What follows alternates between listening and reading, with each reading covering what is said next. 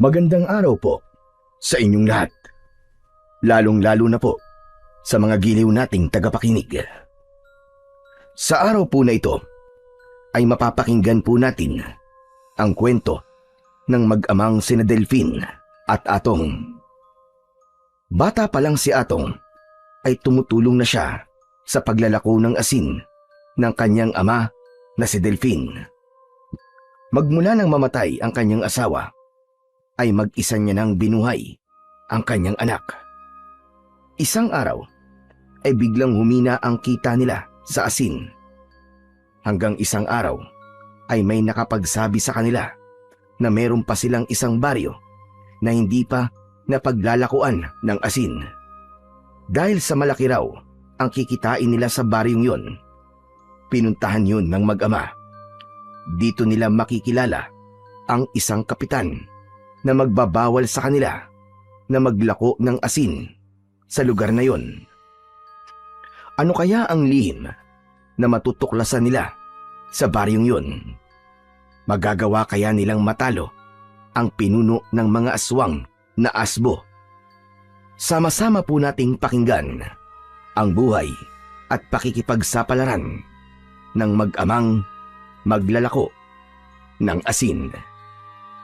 Ngunit bago po ang lahat, mga idol, huwag po nating kalimutang mag-subscribe, mag-like at i-hit ang notification bell sa aking mga YouTube channel na The Voice Addict at Apong Isaak para sa mas marami pang makapigil hininga na kwentong aswang at katatakutan mula sa mundo ng kapabalaghan.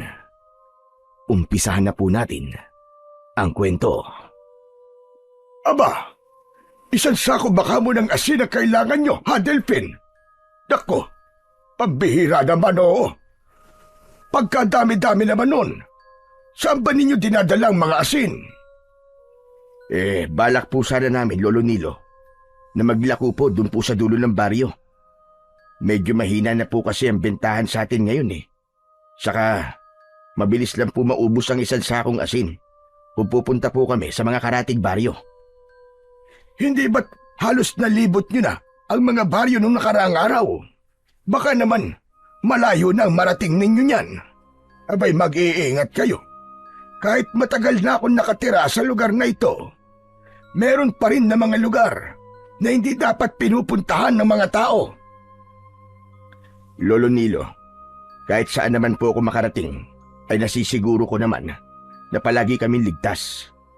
Kaya naman wag na ho kayong masyadong mag-alala. Isa pa, maglalako lang naman po kami ng asin . Sa tingin ko naman ho walang mangyayaring masama sa amin ng anak ko. Ay siya, sige na, ikaw na ang bahala. Ang sakin lang naman konting paalala lang. Alam mo naman na magmula nang makilala kita, ay hindi ka na iba sa akin. Pamilya na rin kita. Kayong dalawa ng anak mo. Teka, diyan ka muna, titignan ko lang. Nako, paano ba to, Delphine? Isang sako na lang pala ng asin ang natitira sa bodega ko. Ayos lang po yun, Lolo Nilo. Ang mahalaga po meron kaming ilalako ng anak ko. Teka, Delphine, nasa na ba ang anak mo si Atong? Abe, kanina ko pa inutusan na kumuha ng sako hanggang ngayon hindi pa rin bumabalik dito. Saan na naman kaya nagpunta ang batang yon? Maghintay na lamang po tayo rito, Lolo Nilo. Inutusan ko po kasing dalhin rito ang kariton nang hindi na po kami magbuhat. Siya nga po pala, Lolo Nilo. Gaano na po ba kayo katagal gumagawa ng asin? Abe, kung hindi ka magagalit, ay 40 taon na akong gumagawa ng asin sa baryong ito. Suki ko na ang lahat ng mga nakatira rito. Ikaw ba? Kailan ka ba humilig sa paglalako ng asin? Simula po ng 8 taong gulang pa lamang ako, Lolo Nilo. Naglalako na po ako ng asin. Hindi man po ako isinilang dito sa lugar na ito. Pero magmula po nang lumipat kami rito ng mga magulang ko, ay ito na po ang ibinuhay nila sa akin. Sayang nga lang po at maaga silang nawala sa mundong to. Kaya ang lahat po ng kanilang mga iniwan, ay ako na po nagpatuloy. Lalo na po nang mamatay ang asawa ko. Mabuti naman pala kung ganon. Hindi ka nagpatalo sa pagsubok ng buhay. Pero nitong mga nakaraan na araw, medyo humina na talaga ang bentahan ng asin. Hindi ba kayo kinukulang sa panggastos yung mag-ama? Hindi naman po.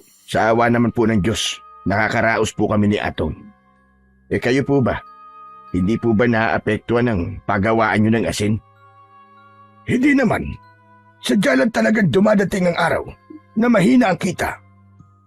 Ganun naman siguro kapag dumarami na ang kalaban sa negosyo. Ay, teka nga pala, sandali lang Delphin. Wala pa ba si Atong? Tay! Lolo Nilo, nandito na po ako! Ay, salamat naman at dumating ka na. Bakit ba ang tagal-tagal mo, anak? Kanina ka pa namin hinihintay ni Lolo Nilo mo. Natagalan po ako kasi meron po akong tinulungan na kalapati. Naipit po siya sa kahoy kanina, kawawa naman po. Mabuti na lang po at nagawa pa rin po niya makalipad. Sa tingin ko po tagahatid po siya ng sulat. Nakita ko po kasi yun sa kanyang paa. Mabuti naman at tinulungan mo, anak. Saka, hindi mo ba binasa ang sulat? Naku, hindi po, tay. Hindi naman po para sa akin yun.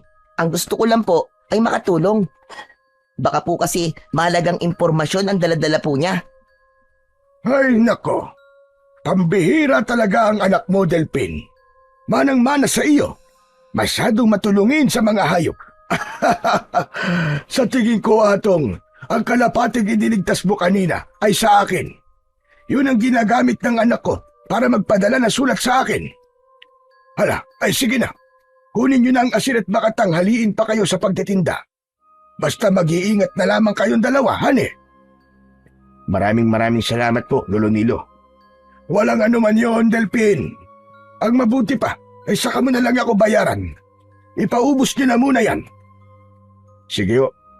Kukunin ko na po ito Lolo Nilo. Sige, kunin mo na. Agad na yumuko ang may 40 taong gulang na si Mang Delphin para buhatin ang isang sakong asin. Inilipat niya yon sa kariton na hawak naman ng kanyang anak na si Atong. Magmula nang mamatay ang kanyang asawa, ay mag-isa niya nang itinaguyod ang kanyang anak. Mahilig din siyang gumawa ng mga agimat na natutunan naman niya sa namatay niyang si Lolo Felix.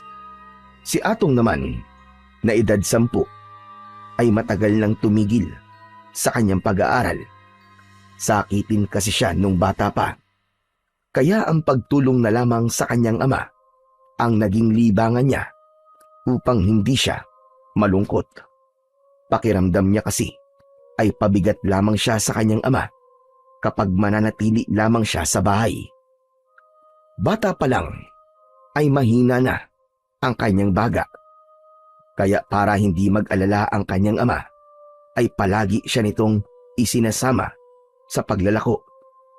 Nagpapahinga lamang sila kapag sinusumpong na naman siya ng hika.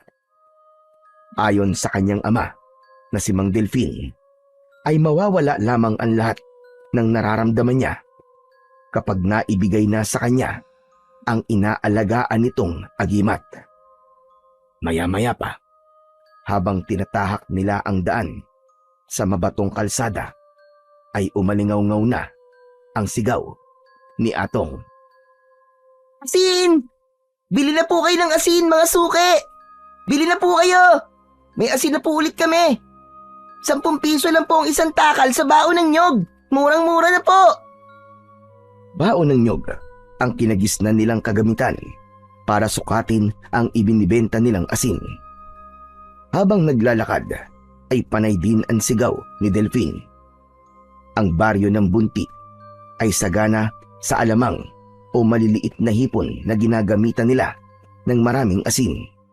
Kaya nakapagtataka na sa mga oras na yon ay hindi na bumibili ang mga tao ng asin sa kanila.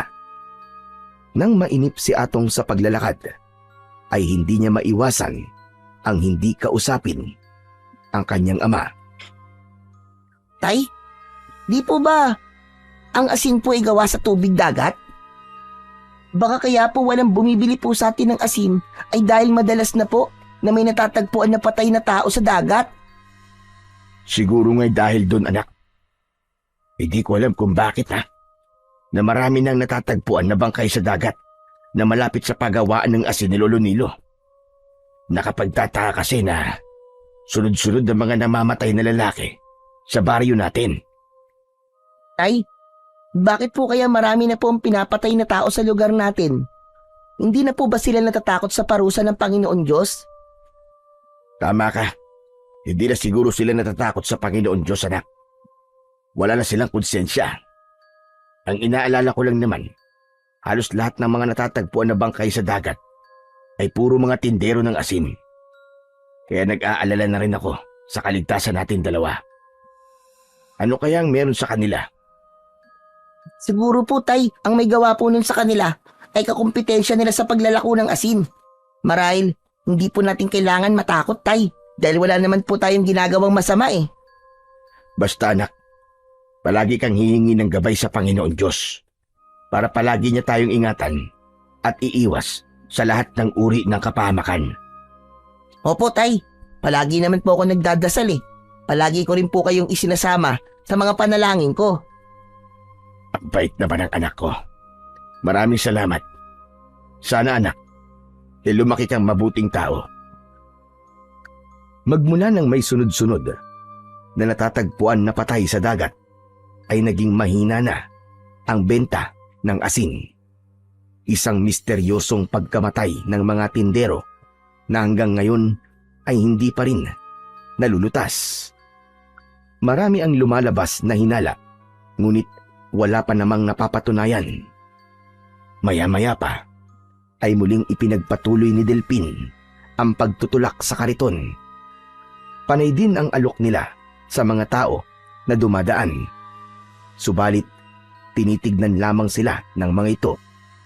Kaya naman, hindi na nakatiis si Atong at muli siyang nagsalita. Ay, magpahinga na po muna tayo. Para po kasing nakakapagod na ang init ng sikat ng araw. Ganun ba anak? Sige, ititigil ko tong kariton pagdating natin sa tapat ng tindahan ni Emily. Bibili na rin tayo ng maiinom mo, saka ng tinapay na makakain natin. Sigurado akong nagugutom ka na dahil hindi ka naman nag-almusal kanina eh. Tumango si Atong sa sinabing yun ng kanyang ama. Kasunod ng malalim na buntong hininga habang sakay siya ng kariton na tulak-tulak ni Mang Delphin. Ginagawa yun ni Mang Delphin para hindi mapagod ang kanyang anak sa paglalakad. Lumipas pa ang ilang minutong pagtutulak niya ng kariton ay wala pa rin na bumibili sa kanila ng asin. Maya-maya pa ay natanaw niya na ang tindahan ni Emily. Pagkarating nila sa tindahan ay agad na bumaba si Atong sa kariton. Naupo siya sa mahabang bangko na gawa sa kahoy. Pagkatapos si Delphin naman ay dumukot ng pera sa bulsa ng kanyang pantalon at tinawag ang may-ari ng tindahan. Emily! Emily, pabili nga ako ng 2 tinapay at 2 soft drink. Ikaw pala, Delphin. Sige, hintayin mo ako dito at kukuha muna ako ng soft drink. Agad na kumilos ang may 40 taong gulang na si Ginang Emily. Ito ang nagmamay-ari ng nag-iisang tindahan sa bukana ng baryo ng Bunti. Matagal na itong nakatira doon, kaya't sanay na sila kay Emily. Bihira itong magsalita at hindi madalas na lumalabas ng bahay dahil ayon sa mga tao na nakakakilala sa babae ay wala raw itong maaasahan na magbabantay sa tindahan nito dahil walang pamilya si Emily. Pagkalipas ng ilang minuto ay iniabot na sa kanya ang binibili niyang 2 tinapay at 2 soft drinks. Heto, Delphin. Medyo malamig na ito, kaya tamang-tama sa init ng panahon. Saan ba kayo nanggaling yan? Nakalampas na kami kanina sa 2 baryo. Saglit lang kami nagpahinga ng anak ko. O anak, halika rito. Kunin mo na tong tinapay at soft drinks mo. Tumayo si Atong para tanggapin ang ibinibigay sa kanya ng kanyang ama. Pagkatapos ay naupo na rin si Delphine sa bangko sa tabi ni Atong, habang si Emily naman ay nakaupo rin sa loob ng tindahan nito. Pinagmamasdan nito ang mag-ama sa katitingin sa kariton nila. Mukhang hindi pa kayo nakakaubos ng asin ha. Teka, saan niyo ba balak na pumunta? Hindi ko pa nga alam, Emily. Bahala na. Kung hindi man maubos, ay uuwi na rin kami kagad. Mahirap na. Baka maabutin pa kami ng karpyo sa daan. Abay tama lang. Lalo pat kasama mo ang anak mo si Atong. Menor de edad pa naman yan. Kung hindi naman sana sa mga lalaking pinapatay dito sa baryo natin wala naman sanang karpyo. Tama ka dyan, Emily. 6:00 pa lang ng gabi. Nasa loob na ng bahay ang mga tao. Hindi na tuloy nagagawa ng mga bata ang masasayang paglalaro sa labas ng bahay kapag maliwanag ang sikat ng buwan. Hay nako, sinabi mo pa. Masyado ng tahimik ang baryong ito. Kaya kung minsan, parang nakakalungkot na rin na tumira rito. Habang nakikinig si Atong sa pag-uusap ni Namang Delphine at Emily, kinalabit niya ang kanyang ama at iniabot ang bote ng soft drinks para ibigay yun sa babae. Nang matapos sila sa pagkain, ay nagpaalam na rin si Mang Delphine kay Emily. Tumayo siya at nilapitan ang naghihintay nilang kariton. Akma na sanang itutulak niya ang kariton nang maramdaman niya ang kamay ni Atong sa laylayan ng kanyang damit. Tay, wag na po kaya tayo muna magtinda. Halos nalibot na po kasi natin ang baryo pero wala naman pong bumibili sa atin ng asin Umuwi na lang kaya muna tayo sa bahay, tay. Magpahinga na lang po muna tayo. Aba, bakit naman anak? Maaga pa naman, di ba? Paano po naman kasi? Kanina pa po tayo nagtitinda pero konti lang po ang nababawas sa asin natin. Inaalala ko lang naman po na baka mapagod lamang kayo sa pagtutulak po ng kariton. Idagdag niyo pa po ang bigat ko dahil nakasakay po ako dyan Ay nako, wag mo nang isipin yun anak. Kahit na kailan ay hindi ako mapapagod sa pagtutulak ng kariton. Kahit nakasakay ka pa. Teka, sandali nga lang. Sa tono ng pananalita mo alam ko na kung saan na naman pupunta ang usapan natin na to Hindi ka sa pabigat anak ha. Tandaan mo yan. Anak kita Lahat ay gagawin ko para sa'yo dahil mahal kita. Habang nag-uusap ang mag-ama, ay biglang sumingit sa usapan ang may-ari ng tindahan na si Emily. Delphine, lahat na ba ng karatig baryo ay napuntahan nyo na? Sa tingin ko kasi meron pa kayong isang baryo na hindi pa napupuntahan. Subukan nyo kaya roon. Magbaka sakali kayo na baka maraming bumili sa inyo roon ng asin. Ang balita ko pa naman naroroon daw ang malawak na pagawaan ng isdang tuyo at itlog na maalat. Siyak na kailangan nila ng asin doon. Aba, oo nga no Emily. Tamang-tama ang lugar na yun para sa asin.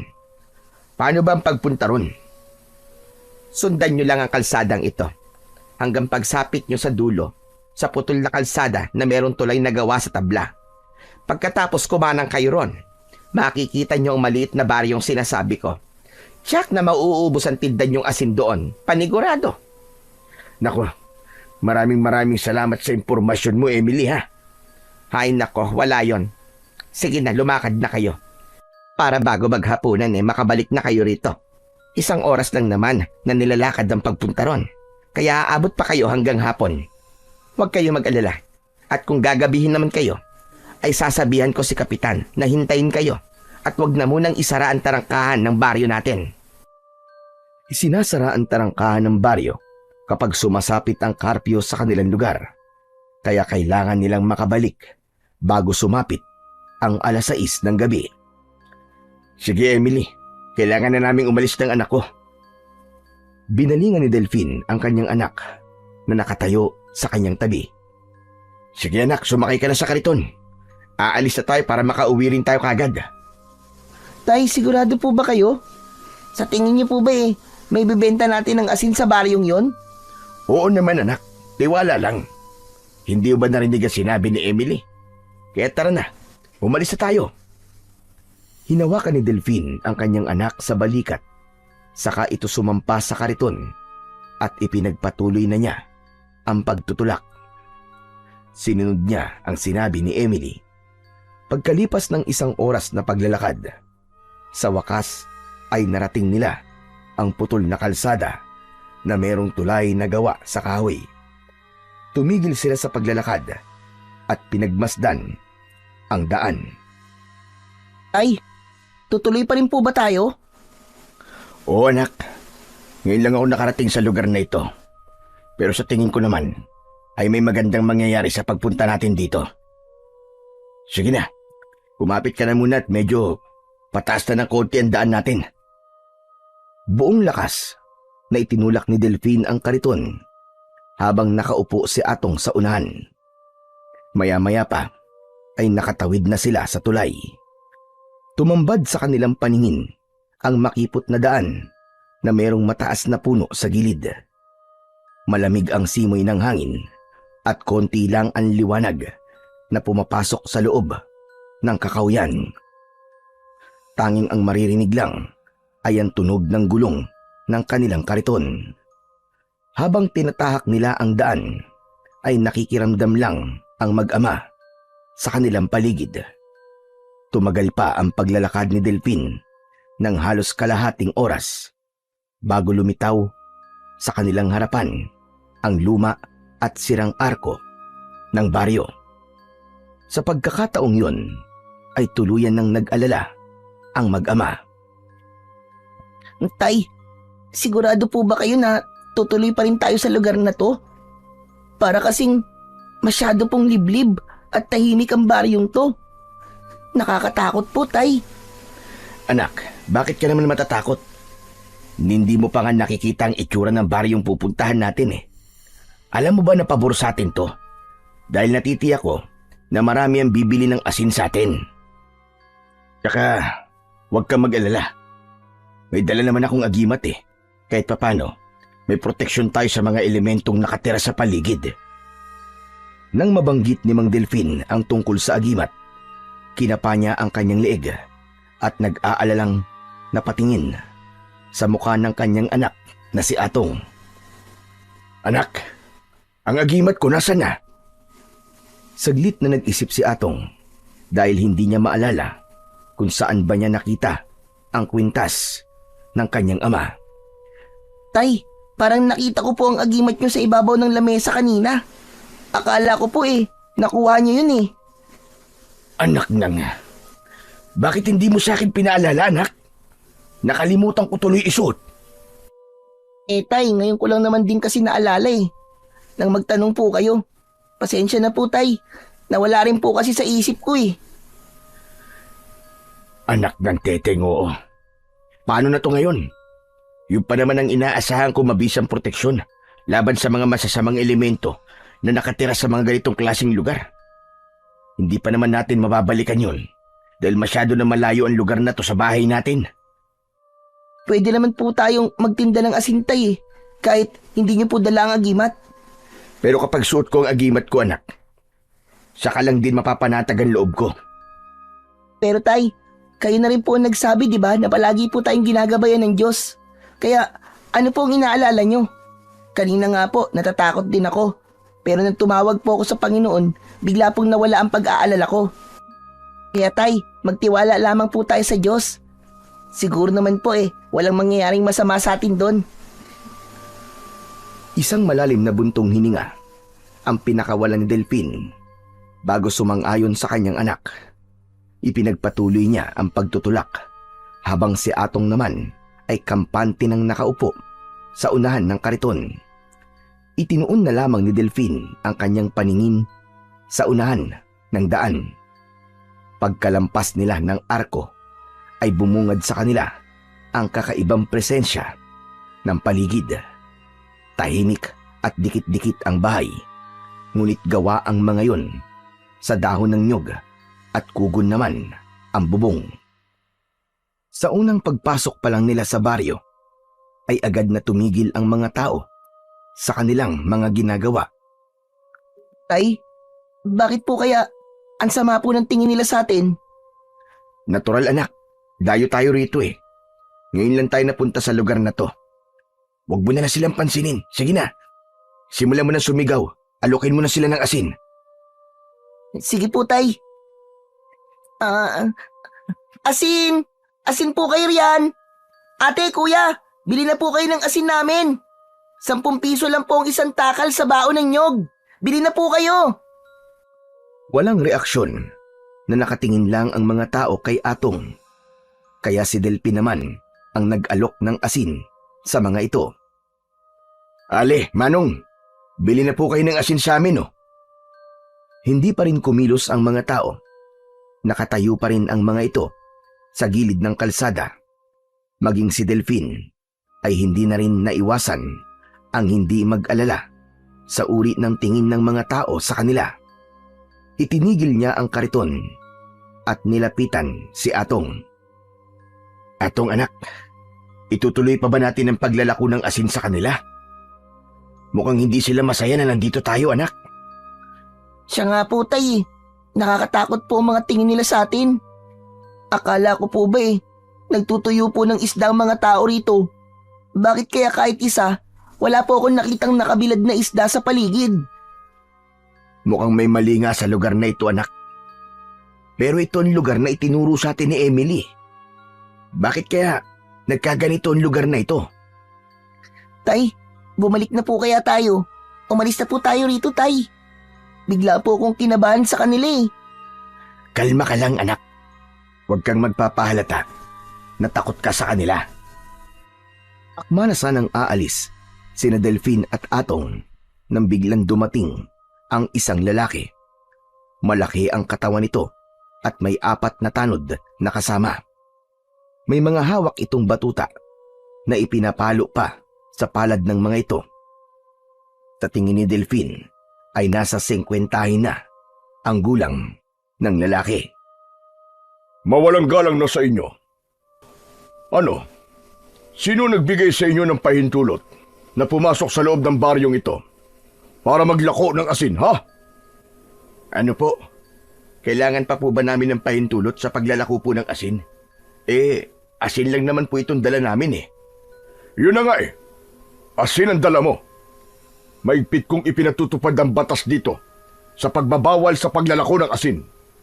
Lahat ng pumapasok na maglalako ng asin sa lugar na ito ay hindi namin pinapayagan. Kaya makakaalis na kayo at pakiusap lang. Wag na kayong babalik dito. Teka, sandali lang po. Mawalang galang na. Sino ho ba kayo? Ako si Lando at ako lang naman ang kapitan sa baryong ito. Kaya makinig ka sa sinasabi ko. Umalis na kayo ng kasama mo sa baryong ito. Naiintindihan mo ba?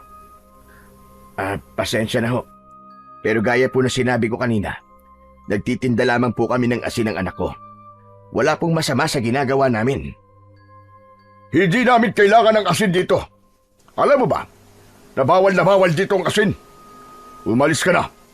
Dalhin nyo na ang kariton nyo. Baka magnanakaw lamang kayo na nagpapanggap na tindero ng asin. Teka, sandali lang naman po.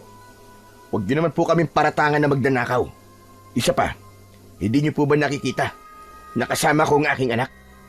Huwag naman po sana kayo magsasalita ng ganyan sa amin. Tama na ang pagpapaliwanag. Umalis na kayo rito. Bago ko pa kayo ipakaladkad sa mga tanod ko palabas. Sige na, alis na. Umalis na kayo ng anak mo. At wag na kayong babalik sa baryong ito. Nagkakaintindihan ba tayo? Bago kumilos, ay sinulyapan muna ni Delphine ang mga tao na tahimik pa rin na nakatingin sa kanila. Inaalala lamang niya si Atong na bakas na ang takot sa mukha nito. Lumapit siya sa hawakan ng kariton at itinulak yon papalayo sa kinaroroonan ng mga ito. Nang makalampas sila sa arko ng baryong yon, saka lang nakahinga ng maluwag si Mang Delphine. Anak, ayos ka lang ba dyan? Opo, Tay, ayos lang po ako. Hindi na po ako kinakabahan. Pasensya ka na, anak, ha? Hindi ko gustong marinig mo ang mga sinabing yun ng kapitan. Huwag niyo na pong isipin yun, Tay. Ang mahalaga po, nakalista po tayo sa lugar nila. Ang ipinagtataka ko lang naman po bakit po kaya bawal po ang asin sa baryong yun? Yun na nga rin ang iniisip ko, anak Kanina pa. Isa pa, anak. Nakita mo ba ang reaksyon ng mga tao na naroroon? Para bang wala sa kanilang mga sarili? Meron pa po akong ibang napansin sa anyo nila, Tay. Para bang takot na takot po sila sa asin. Saglit na napaisip si Delphine. Kaya siguro walang kahit na sino ang sinusubukang lumapit sa kanila kanina. Dahil ang mga taong nakatira roon ay takot sa asin. Habang tulak ni Delphine ang kariton, ay bigla niyang naalala si Emily. Bakit kaya doon tayo pinapunta ni Emily? Alam kaya niya na ganun ang itsura ng baryong yon? Ang mabuti pa po kaya tanungin po natin siya, Tay. Tumango si Delphine sa sinabing yon ng kanyang anak. Saka ipinagpatuloy ang kanilang paglalakad. Pagkalipas ng 1 oras na pagtahak sa daan, narating nila ang tindahan ni Emily. Nangihina na napaupo si Mang Delphine sa bangko. Samantalang si Atong naman ay bumaba ng kariton at tumabi sa kanyang ama. Tay, wala man lang po tayong naibenta na asin. Paano po natin mababayaran si Lolo Nilo? Bahala na, anak. Sa ibang araw na lamang natin siya mababayaran. Teka, nasan kaya si Emily? Pambihira. Napagod lang tayo at nabulyawan pa ng Kapitan Lando na yun. Alam mo, anak, sa tingin ko, takot sa kanya ang mga taong nandun Sa tingin ko nga rin po, Tay Nabigla rin nga po ako sa mga sinabi niya kanina sa atin. Pinagbintangan ba naman tayo na magnanakaw? Para lamang mapilitan tayong umalis doon. Habang nag-uusap ang mag-ama, ay lumabas sa tindahan si Emily. Nang makita sila nito, ay bahagya pa itong nagulat. Kaya naman, dala ng pagtataka, ay lumapit pa ito mismo sa kanilang harapan at agad na nagtanong. Oh, Delphine, Atong, anong nangyari sa lakad niyong dalawa? Bakit narito na kayo? Naubos na ba ang tinda niyong asin? Ay nako, hindi yun ang nangyari, Emily. May nangyari sa amin doon, kaya bumalik kami kagad at hindi na nakapaglako ng asin. Mali kasi ang sinabi mo tungkol sa baryong yun Hindi magandang lugar na yun. Pinalayas pa kami ng kapitan at bawal daw na magtinda ron ng asin. Ang bihira. Bakit hindi mo naman sinabi sa akin na bawal pala maglako ng asin doon? Aba, teka. Paano magiging bawal ang asin sa baryong yon? Kailangan nila yun sa kanilang mga hanap buhay. Imposible naman yata yung sinasabi mo sa akin ngayon, Delphine. Aling Emily, totoo po talaga ang sinasabi sa inyo ng tatay ko. Nagulat po talaga kami sa baryong yun dahil malayo po yun sa itsura ng lugar na nabanggit po nyo kanina sa amin. Tsaka wala rin po kami nakitang pinatuyong isda doon. Pinagbintangan pa nga po kami ni Kapitan Lando na magnanakaw kaya napilitan na po kaming umuwi kagad dito. Pinagbantaan din kami ng anak ko na wag na raw kaming babalik doon kahit kailan. Dahil kung hindi, ay papakaladkad daw kami sa mga tanod niya. Hindi nga nagsasalita ang ibang mga tao na naroroon. Si Kapitan lang ang nakausap namin. Hindi talaga ako makapaniwalang bawal sa lugar na yon ang asin. Abay, imposible talaga yun. Ngayon lang yata ako nakarinig na bawal ang asin sa isang baryo. Maliban na lang kung merong ibang dahilan. Pero ang labo Malabo talagang paniwalaan. Halos lahat kailangan ng asin. Teka, sinunod niyo ba ang itinuro ko sa inyong direksyon? Oo naman. Wala namang ibang baryo na naroon di ba? Teka, nagkamali ka, Delphine. Meron pang isang baryo na naroroon. Kaya lang, sa unahan pa yun ng daan. Hindi kaya nagkamali kayo ng baryong napasukan? Ang alam ko kasi, merong isa pang baryo sa kabila ng daan, sa putol na kalsada. Aling Emily, paano naman po kami magkakamali ng baryo na napuntahan ni tatay? Sinunod naman po niya ang sinabi nyo. May posibilidad na nagkamali nga kayo ng baryong napasukan. Baka naman, tumawid pa kayo ng tulay. Aba oo, Tumawid nga kami ng tulay, Emily. Lagot na. Nagkamali nga kayo ng baryong napuntahan. Wala naman ako sinabi sa inyo na tumawid kayo ng tulay, di ba? Ang sabi ko sa inyo, pagkarating nyo ng dulo ng putol na kalsada sa may tulay, kumanan kayo, hindi ba? Diyos ko, hindi ko naintindihan ang direksyong sinabi mo kanina, Emily. Baka nga nagkamali kami ni Atong ng baryong napuntahan. O, kita mo na. At ang baryong napuntahan nyo ay baka tirahan ng mga aswang, kaya takot sila sa asin. Bigla ang pagbundol ng kaba sa dibdib ni Delphine nang maintindihan lahat ang mga sinabi ni Emily. Aswang baka mo, Emily? Teka. Pero imposible naman yata yun. Matagal nang walang aswang sa lugar na ito. Paano kung tama ang sinabi ko, Delphine? Paano nyo ipapaliwanag ang tungkol sa asin? Hindi kagad nakapagsalita ang mag-ama. Dahil doon ay nagkatinginan sila ni Atong. Alam ni Mang Delphine na karamihan sa mga nilalang ng dilim ay takot talaga sa asin. Kahit hindi pa siya nakakakita ng aswang, ay batid niya na ang mga ganong klaseng nilalang. Dahil sa mga naging kwento noon ni Lolo Felix sa kanya, kaya isang plano ang nabuo sa isip ni Delphine. Yun ay ang bumalik sa baryo upang masigurado kung tama ba ang hinala niya na mga aswang nga ang nakatira sa baryong yun. Teka, Delphine, ano na ba ang plano mo ngayon? Bala ko pa sana magtinda ng asin. Kaya lang, parang masyado ng mahaba ang araw na to para sa amin ni Atong. Bigla ako napagod sa mga nangyari sa amin kanina. Baka kailangan na muna naming umuwi para makapagpahinga. Mabuti pa nga. Ipahinga nyo na lang muna yan. Pasensya na kayo. Ang gusto ko lang naman ay makatulong sa inyo. Hindi ko naman akalain na mangyayari sa inyo yon. Nakapanghihinayang talaga. Dahil hindi naman ganong klaseng baryo ang tinutukoy ko. Masaya ang lugar na sinasabi ko sa inyo.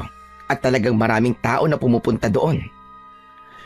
Hayaan mo na yun, Emily. Ang mahalaga ay ayos na kami ng anak ko. Maraming salamat pa rin sa'yo. Alam ko naman na nagmamalasakit ka lang sa amin ng anak ko.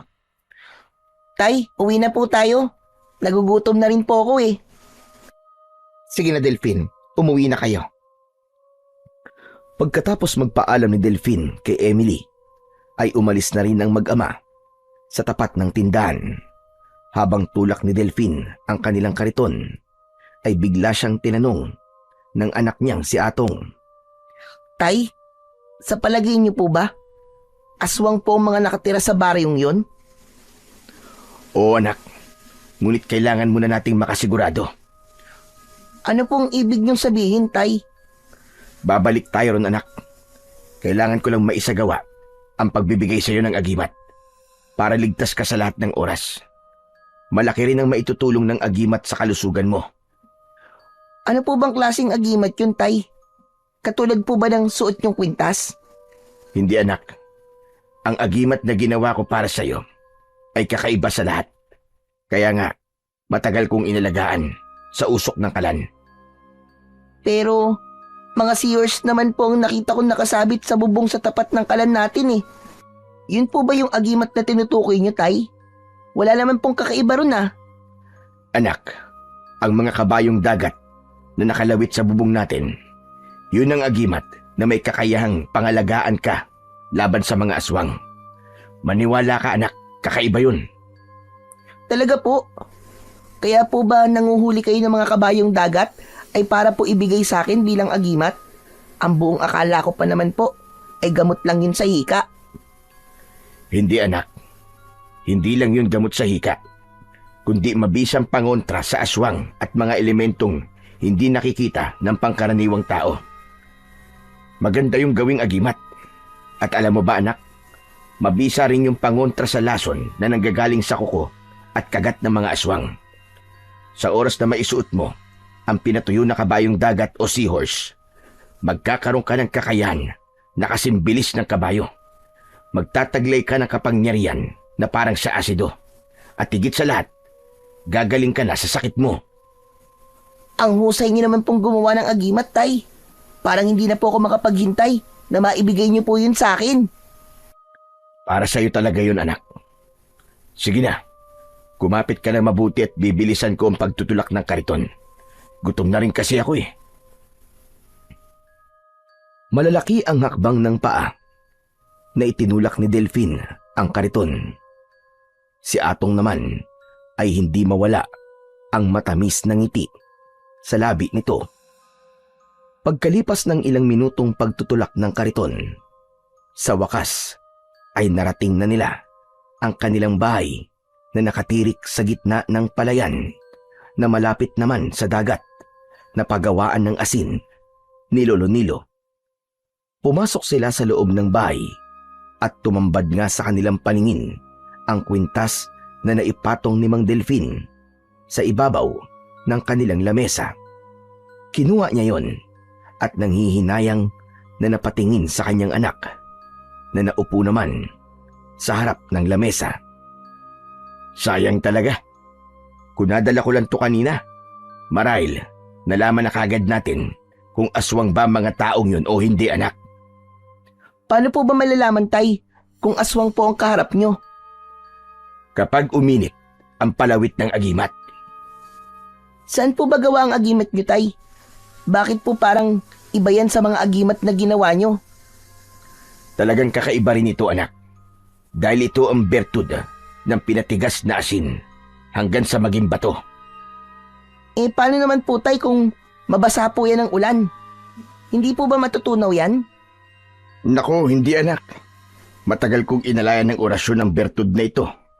Kaya naging matibay na to at may laban na sa tubig. Tay, hindi pa po ba tayo kakain? Ay, oo nga pala, anak, ano? Munti ko na makalimutan, ha? O sige, diyan ka lang, ha? At iinitin ko muna tong kanin.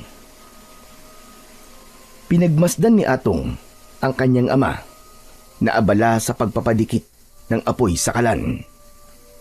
Pagkatapos magluto ni Delphine, ay agad siyang naghanda ng pagkain. Habang kumakain, ay muli naman na naungkat ni Atong ang tungkol sa agimat. Tay, kailan niyo po ba ibibigay po sa akin ang agimat? Mamaya, anak, pagsapit ng hating gabi. Sige na, kumain ka na kumain dyan para lumakas ang katawan mo. Opo, Tay. Itinuon na lamang ni Atong ang kanyang atensyon sa pagkain, habang si Delphine naman ay nag-aalalang napatingin sa kanyang anak. Isang malalim na buntong hininga ang pinakawalan ni Delphine bago tinapos ang pagkain. Pagsapit ng hating gabi ay sinimula ni Delphine ang pagbibigay ng agimat sa kanyang anak. Inihanda niya ang bao na walang butas at ang bunot ng nyog sa 3 pirasong tingting. Pagkatapos maihanda ang mga kakailanganin niya, naglatag siya ng sako sa ilalim ng nag-iisang puno sa kanilang bakuran.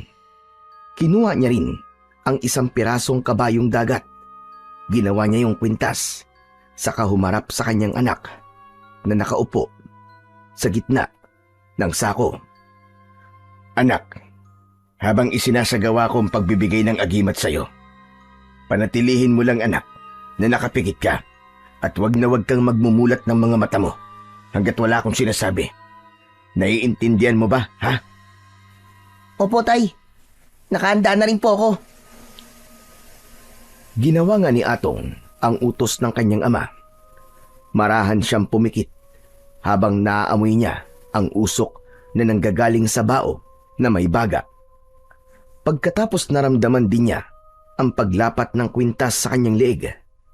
Nang mga sandaling yon, pakiramdam niya ay merong hangin na umiikot sa kanyang kinatatayuan at ang sako na kanyang kinauupuan ay para namang lumulutang sa hangin.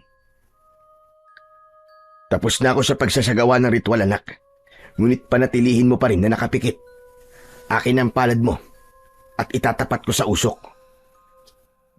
Kinuha ni Delphine ang palad ni Atong at itinapat yon sa bao na merong konting usok.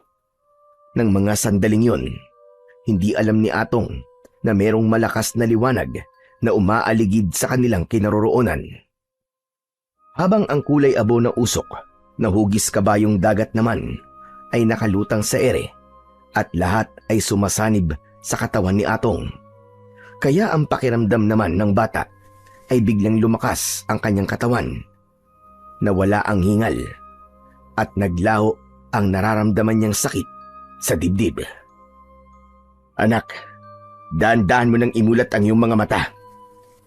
Sinunod ni Atong ang sinabi ng kanyang ama. Pagmulat niya ay tumambad sa kanyang paningin ang malakas na liwanag na bumabalot sa kanyang buong katawan. Pinagmasdan niya rin ang suot na kwintas. Naging bato na yon na ang hugis ay kabayong dagat. Tay, paano po naging bato ang seahorse na to? Dahil nagkabisa na ang agimat mo, anak. Magagamit mo na yan laban sa mga nilalang na nagtatago sa dilim. Kaya lang, sa bawat agimat ay mayroon ding kahinaan. Merong mga aswang anak na kaya nilang protekta ng kanilang sarili laban sa agimat ng mga kalaban nila. Halimbawa na lang ay ang pagtago nila sa kanilang pagkatao. Pero kahit na po tay, magagamit pa rin naman po natin ang agimat para proteksyonan po ang buhay natin. Oo naman anak, lalo ng agimat na ibinigay ko sa'yo. Magkakaroon ka ng kakayahan na bumilis ang kilos na parang sa isang kidlat. Ngunit ang mas mahalaga sa akin ngayon ay ang nawala ng sakit mo. Sa una ka lang dyan maninibago, pero hindi magtatagal, masasanay ka rin. Opo tay, naramdaman ko po kanina ang pagpasok po ng malakas na enerhiya sa katawan ko. Ay, siya nga po pala tay. Bakit po ba binigyan niyo po ako ng agimat? Dahil balak kong bumalik sa baryong yun, anak. Aalamin natin kung aswang nga ba ang mga taong nakatira doon. Ha? Bakit po natin gagawin yun, tay? Dahil nararamdaman ko na ang mga taong yun ay may kaugnayan sa mga namatay na tindero ng asin sa baryo natin. Yung mga biktima na tinatapo nila sa dagat. Alam ko na ngayon na hindi lang yung isang simpleng pagpatay. Isa pa, meron pa akong mas malalim na dahilan. Hindi sana kita isasama dahil nag-aalala ako sa kaligtasan mo eh. Kaya lang, hindi ko rin naman kayang iwanan ka rito mag-isa. Hindi rin naman po ako papayag, tay, na maiwan po dito na mag-isa eh. Kung mamatay po kayo sa pagpunta ron, gusto ko po, nakasama niyo na rin po ako mamamatay. Anak naman oh, bakit ba yan ang lumalabas sa bibig mo? Ang kamatayan ay hindi maiiwasan. Basta palagi lang tayong tatawag sa Panginoon. Gagawin natin to anak, para sa kaligtasan ng mga tao sa baryo natin. Hala, sige na. Pumasok ka na sa loob ng kwarto natin. Medyo nagamit ko ang lakas ko kanina, kaya nakaramdam ako ng panghihina. Tumayo si Atong at iniwan si Mang Delpin na nagliligpit ng gamit. Ihahagis na sana niya ang bao nang biglang may napansin siyang anino sa likod ng puno. Napalingon siya ng mabilis sa gawi ng kanyang anak. Mabuti na lang at nakapasok na ito sa loob ng kanilang kwarto. Bigla siyang kinabahan nang mag-init ang suot niyang agimat. Alam ko minamatyagan mo kami. Sino ka? Magpakita ka! Hindi gumagalaw ang aninong nakatayo. Ngunit ang mapula nitong mga mata ay kumikislap sa dilim. Hindi na siya nag-aksaya ng oras. Agad siyang lumapit dito na mabilis pa sa pagpitik ng orasan. Ngunit parang hangin ang nilalang at nawala na kagad ito bago pa man niya ito mahawakan. Inilinga niya ang kanyang paningin sa paligid pero biglang lumitaw sa kanyang harapan ang nilalang at mabilis na lumapat sa kanyang sikmura ang malakas nitong suntok. Napaatras siya ng pasadsad. Pagkatapos ay muling naglaho sa harapan niya ang nilalang. Diyos ko, gabayan niyo po ko. Kakaiba nilalang na umaatake sa akin ngayon. Hindi maaari ito. Pambihira ang kanyang bilis at lakas. Kailangan kong magsagawa ng orasyon para makita ko ang mga galaw niya. Habang bumubulong ng orasyon, si Mang Delpin ay alerto naman siya sa galaw sa paligid. Saktong pagtaas ng kanyang kamay ay nahawakan na niya sa leeg ang kalilitaw pa lamang na nilalang sa kanyang harapan. 2 suntok kagad ang tumama sa mukha nito. Sa bilis ng pangyayari ay hindi niya masyadong naaninaw ang mukha ng kalaban dahil naglaho na kagad ito sa kanyang harapan. Ibinaba ni Delphine ang kanyang kamay at pinakiramdaman ang paligid. Naglaho ang presensyang nararamdaman niya at nawala ang pag-iinit ng kanyang agimat. Palatandaan yon na wala na ang aswang sa paligid. Biglang naisip ni Mang Delphine ang kanyang anak na si Atong, kaya nagmamadali siyang pumasok sa loob ng kanilang bahay. Nadatnan niya itong nagkakabit ng kulambo sa loob ng kanilang silid. Mabuti na lang at hindi narinig ni Atong ang nangyaring labanan kanina. Nanghihina na napaupo sa gilid ng katre si Delphine at biglang nag-alala sa kaligtasan nilang mag-ama. Tay, bakit po parang ang lalim po yata ng iniisip nyo? Wala to anak. Napagod lang si tatay. Sige na, matulog ka na. Maaga pa tayo bukas. Opo, Tay. Hinaplos ni Delphine ang ulo ng kanyang anak. Saka ito nahiga paharap sa kanya. Nang matulog si Atong ay hindi na dinalaw ng antok si Delphine. Hindi mawala sa isip niya ang nilalang na umatake sa kanya kanina. Alam na ng kalaban ang kapangyarihan nila at kung saan sila nakatira.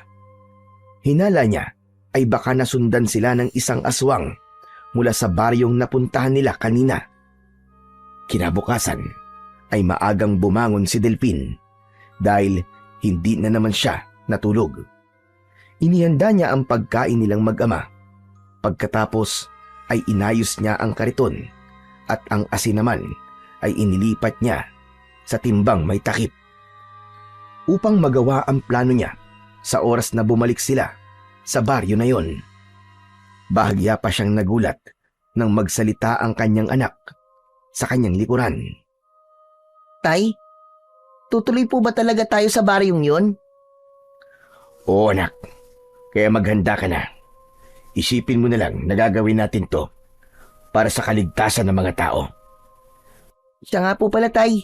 Kinain ko na po ang pagkain na inihanda niyo po kanina. Kayo po ba ay nagkape man lang, Tay? Kumain na ako anak, kaya hindi na ako nagkape.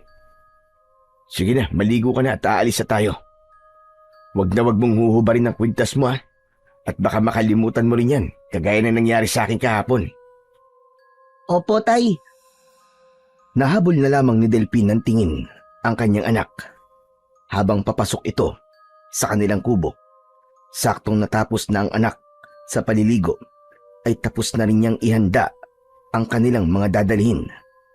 Maya-maya pa ay pumikit siya at binigyan niya ng basbas na orasyon ang kariton at ang asin. Maya-maya pa ay lumapit na rin sa kanya ang kanyang anak. Kagaya ng nakasanayan ni Atong, naupo siya sa unahan habang tulak naman ng kanyang ama ang kariton. Hindi na sila dumaan sa tindahan ni Manang Emily.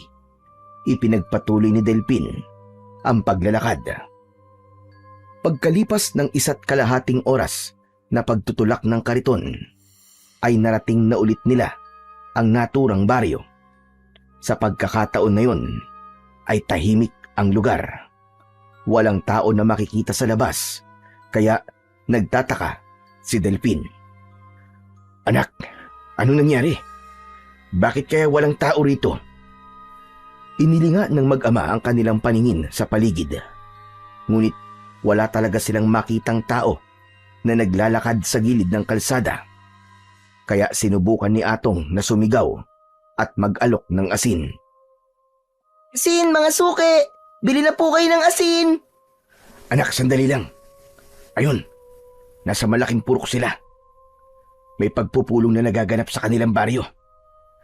Baka tayo po ang pinag-uusapan nila, Tay. Maaring ganun na nga anak. Kaya maging alerto ka sa paligid mo.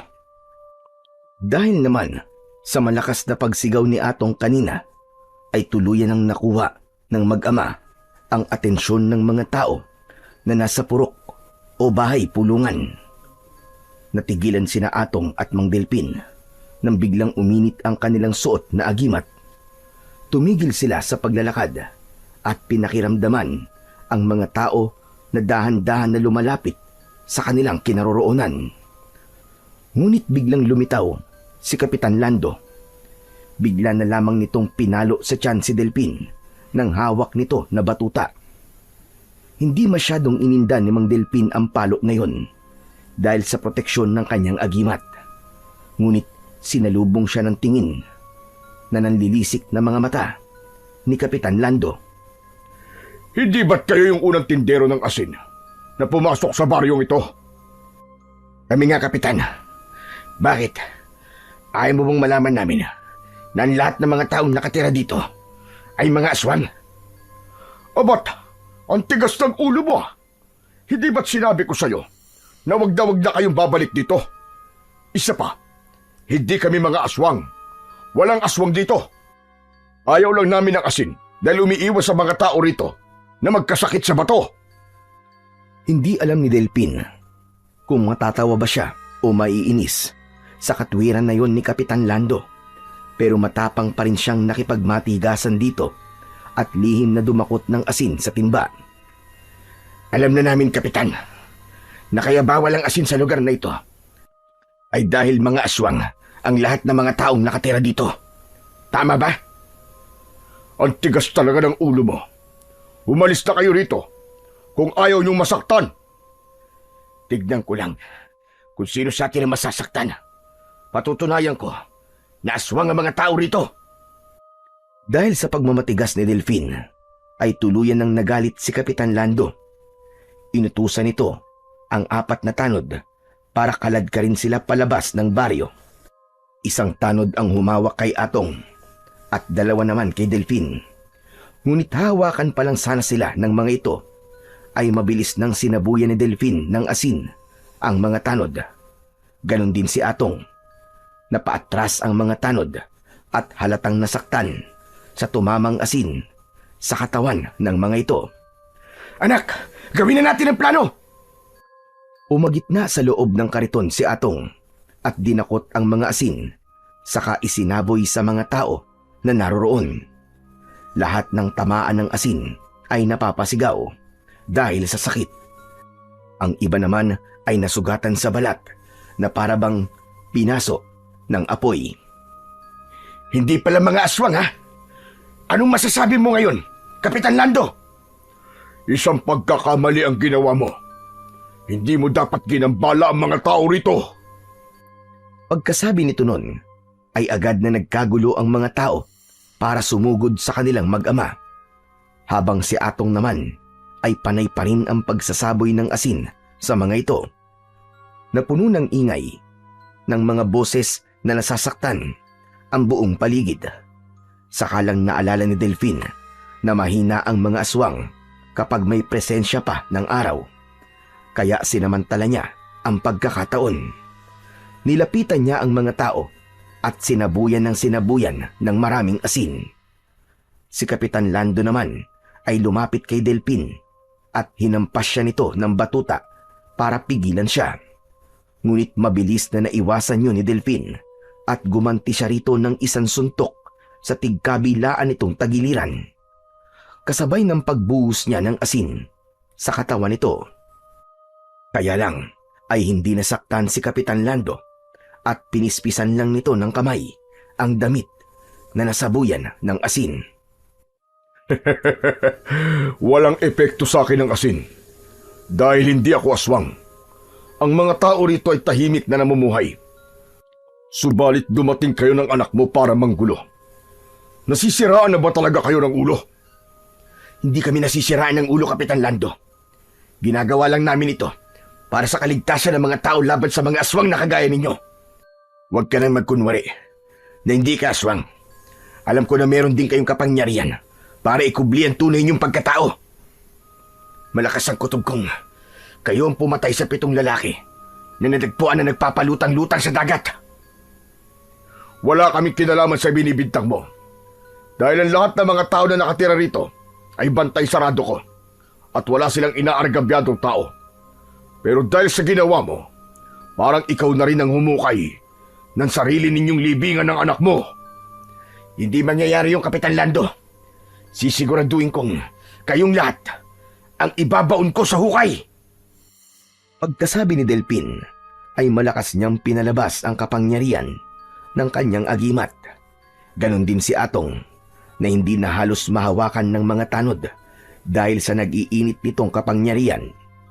Kitang-kita ni Delphin ang pag-aalala sa anyo ni Kapitan Lando. Ngayon ka lumaban sa akin, Kapitan Lando. Ipakita mo ang tunay mong anyo. Hindi pa man natatapos si Delphin sa kanyang pagsasalita, ay tumama na sa kanyang muka ang batuta ni Kapitan Lando. Napaatras siya, ngunit gumanti siya rito ng sipa. Naiwasan nito ang pag-atake niya at pinalo na naman siya ng batuta sa kanyang binti. Patuloy siyang umaatake kay Kapitan Lando, ngunit dumadaplis lang ang kanyang kamao sa hangin. Tinumbok siya nito ng batuta sa kanyang tiyan. Bumagsak siya sa lupa. Nakita naman ni Atong na nalalagay na sa panganib ang kanyang ama. Mabilis niyang inatake ng sipa sa muka si Kapitan Lando. Tumalsik ito ng 3 dipa at pasadsad na bumagsak sa lupa. Ang mga tao na naroroon ay agad nang sumugod sa kanila ng sabay-sabay. Kaya bago nakalapit ang mga ito sa kanila, ay inubos ni Atong ang asin sa mga ito. Bumagsak ang mga tao sa lupa. Nilapitan niya ang mga ito sa kasinipa isa-isa sa kanilang tiyan. Wala siyang pinalampas. Lahat ay nakatikim sa kanya ng suntok at sipa. Maya-maya pa ay muling nagsalita si Kapitan Lando. Hindi nyo alam ang ginagawa nyo, kaya tigilan nyo na ito. Wala silang kinalaman sa mga namatay na tao sa baryo nyo. Sinisiguro ko yan sa inyo. Magsisisi kayo, mag-ama. Hindi kami magsisisi, Kapitan. Dahil ginagawa namin kung ano sa tingin namin ay tama. Isa pa, mga aswang sila na hindi na dapat mabuhay pa sa mundong ito. Ang dapat sa kanila ay mamatay. Hindi pinakinggan ni Delphin ang mga sinasabi ni Kapitan Lando. Umatake siya rito at tinamaan niya ito ng suntok sa muka at dibdib gamit ang kanyang kamao.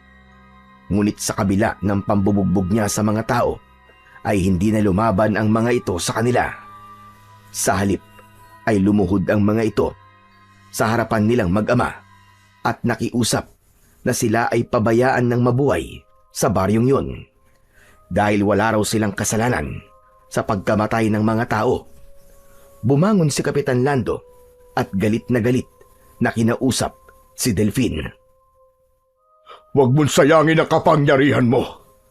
Dahil sa oras na mapatay mo ang mabubuting aswang, mawawala ng bisa ang agimat mo. Kilala kita. Natatandaan ko na ngayon kung saan kita unang nakita. Sa Kakahuyan, doon kita nakita. Ikaw si Delphin. Ang anak mo ay si Atong. Ikaw ang asawa ni Leia, tama ba? Ano ba ang pinagsasasabi mo? Naaalala ko pa noon, habang buhat mo ang asawa mo, na ang buong akala mo ay pinatay siya ng isang mabangis na hayop. Aswang ang pumatay sa kanya, Delphin. Hindi ko sinasabi sa iyo ito para pilitin ka maniwala. Pero sana naman, makita mo na mabuting nilalang ang lahat ng mga aswang na nakatira rito dahil ni minsan ay hindi nila kayo sinaktan. Dahil sa mga narinig, ay naluluwang nagtanong si Atong sa kanyang ama. Tay, totoo po ba sinabi ni Kapitan Lando? Totoo bang pinatay si nanay ng aswang? Anak, sandali. Magpapaliwanag ako. Hindi ko rin alam na aswang ang pumatay sa nanay mo. Ang buong akala ko talaga noon ay pinatay siya ng isang mabangis na hayop. Pero, bakit hindi niyo po sinabi sa akin ang buong katotohanan sa pagkamatay ni nanay? Hinintay niyo pa po. Nasa iba ko pa malaman na nangyari sa kanya. Ang sabi niyo po, namatay siya dahil sa sakit sa baga. Bakit niyo po inilihim sa akin yun, Tay? Bakit? Anak, magpapaliwanag ako. Pakinggan mo naman ang sasabihin ko. Wag na po, Tay. Narinig ko na po ang lahat. Hindi niyo na po kailangan magpaliwanag. Anak, hindi ko sinasadya na ilihim sa iyo. Ginawa ko lang yon para hindi ka masaktan. Ngunit alam ko na ngayon na meron din akong pagkakamali. Kaya nakikiusap ako sa iyo, anak. Patawarin mo ko. Sana pakinggan mo rin ang paliwanag ko. Sana maintindihan mo kung bakit kayong nagawa. Kung gusto nyo, ako na magpapaliwanag sa inyong dalawa kung ano ang totoong nangyari kay Leia.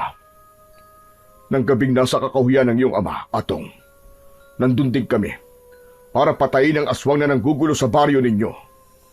Balak namin na iligtas si Leia, pero nahuli na kami ng dating dahil pinatay na siya ng aswang. Paanong hindi kayong pumatay sa asawa ko, Kapitan Lando? Hindi ba't kalahi niyo ang aswang na pumatay kay Leia? Kalahi, pero hindi ka ugali. Sana maniwala ka. Walang kasalanan ng mga tao rito. Hindi sila totoong masama. Na hindi sila mga aswang na pumapatay ng tao. Ang pagkakamali lang namin, hindi kami nagpakita sa iyo, Delpin, dahil natakot kami na baka sa amin mo ibintang ang kamatayan ng asawa mo. Kaya nanahimik kami. Tumigil ka. Huwag mo nang kuluhin ang isip ko, Kapitan. Hindi ako naniniwala sa inyo. Ang aswang ay kampo ng kadiliman. Walang aswang na mabuti. Nagkakamali ka, Delpin. Alam ko na hindi mo matatanggap ang katwiran ng isang kagaya ko. Kung totoo na aswang sila, sana patay na rin ako ngayon. Sa kanilang lahat, ako lang ang hindi aswang. Normal akong tao, Delpin. Huwag mo na akong linlangin, Kapitan Lando. Papatayin ko kayong lahat. Kagaya ng pagpatay nyo sa asawa ko. Hindi mo kami maaaring patayin, Delpin, kundi mawawala sa iyo ang agimat na ginawa mo. Ang agimat mong bertud ng asin ay isang malakas na sandata laban sa mga aswang, hindi ba? Kung masama talaga kami sa paningin mo, hahayaan namin na patayin mo kami lahat. Pero binabalaan kita. Sa oras na mapatay mo ang isa sa mga aswang na nandito, maglalaho ang bisa ng agimat mo. Yun ay dahil pumatay ka ng isang mabuting aswang. Pati ang kapangyarihan ng anak mo na si Atong, maglalaho rin na parang bula. Yan ang kahinaan ng bertud. Saglit na natigilan si Delpin at napatitig sa muka ni Kapitan Lando. Hindi niya alam kung dapat bang paniwalaan ang mga sinasabi nito. Pero kitang-kita niya ang takot sa anyo ng mga tao. Para bang may bahagi sa puso niya na nagsasabing pagkatiwalaan ang mga nilalang na nasa harapan niya. Paano nga kung nagkakamali siya? Paano nga kung ang mga taong sinasaktan niya ay ang mga nilalang na ang nais lang din ay mamuhay ng tahimik at totoong mabubuting aswang? Pinili nilang lumayo sa baryo dahil gusto nila ng tahimik na pamumuhay. Kaya bakit naman sila dadayo sa lugar nyo para lang pumatay ng tao? Isipin mong mabuti, Delpin. Kung papatayin mo kami, hindi mo pa rin mabibigyan ng hustisya ang nangyari sa asawa mo. Sinasabi niyo bang may iba pang uri ng aswang na siyang totoong pumapatay sa mga tao? Ganun ba? Oo, Delpin. Kagaya na sinabi ko kanina. Isa pa, hayop lang ang pinapatay ng mga tao rito bilang pagkain nila. Kaya sigurado kung hindi sila gagawa ng mga ganung bagay. Nung una pa lang kayong nakarating dito, sana pinatay na nila kayo. Pero pinilit ng mga tao na lumayo sa inyo at hindi kumilos para saktan kayo. Hindi ba't ng mga sandaling yon, wala kang suot na agimat? Tama ba ako? Kung tutuusin, hindi na nila hahayaan na makaalis kayo ni Atong dito ng buhay. Ngunit kagaya ng mga sinabi ko, hindi sila masasamang aswang. Intindihin mo naman sana ang sinasabi ko sa iyo. Para bang biglang natauhan si Delpin sa mga narinig na yon mula kay Kapitan Lando. Kung tutuusin nga naman, ay pwede na silang patayin noon dahil wala siyang suot na agimat pero pinaalis lang sila at hindi sila sinaktan ng mga ito. Samantala, magmula nang marinig ni Atong ang tungkol sa sinabing yon ni Kapitan Lando, ay nakinig na lamang siya sa pag-uusap ng mga ito. Galit na galit siya sa pagsisinungaling ng kanyang ama, ngunit unti-unti niyang naiintindihan kung bakit nagawa yon ni Mang Delfin. Sa halip ay naging bukas ang kanyang isip upang suriin ang mga taong nakatira sa lugar na yon. Sa pagkakataong yon ay kitang-kita niya na nagsasabi ng totoo si Kapitan Lando. Kaya hindi na siya nakatiis at kinausap niya ang kanyang ama. Tay, umalis na po tayo rito. Pakiramdam ko po nagsasabi po sila ng totoo. Hindi sila masasamang nilalang, kagaya ng pinaniniwalaan natin. Ang pagkamatay po ni nanay ay ibang aswang ang may gawa nun sa kanya. Kung sino po may kasalanan, siya lang po ang dapat na malagot at hindi na po natin kailangan mandamay ng ibang aswang. Dahil lamang sa kauri niya ang pumatay kay nanay. Tama ang anak mo, Delphin. Wala talaga kaming kasalanan. Kung ayaw mo maniwala ang mabuti pa, tanungin mo si Tatay Nilo. Dati, madalas kayong ikinikwento sa akin ni Tatay Nilo sa pamamagitan ng pagpapadala niya ng sulat sa Kalapate. Alam niyan tungkol sa lugar na ito. Anak niya ako, at totoo na ako lang ang hindi aswang dito. Pinili ko na dito tumira upang bantayan sila at bigyan ng proteksyon laban sa kapwa nila aswang. Kaya sana, makatulong sa inyo ang sasabihin ni Tatay bilang patunay na nagsasabi ako sa inyo ng totoo. Hindi ako makapaniwalang may mga aswang pala na mabubuti. Lalo na nang malaman ko na ikaw pala ay anak ni Lolo Nilo. Naalala ko rin po, Kapitan Lando, na meron po akong iniligtas na kalapate nung kumuha po kami ng asin kay Lolo Nilo. Hindi ko po akalain na kayo po palang may-ari sa kalapate. Bahagyang napangiti si Kapitan Lando sa sinabing yun ni Atong. Tuluyan nang nawala ang pagdududa sa puso ng mag-ama. Pagkatapos nilang mag-usap, ay saka lang din tumayo ang mga tao at nagpasalamat sa kanila. Pagkalipas ng ilang minuto, ay tahimik na umalis ang mag-ama sa lugar na yon. Tulak ang kariton.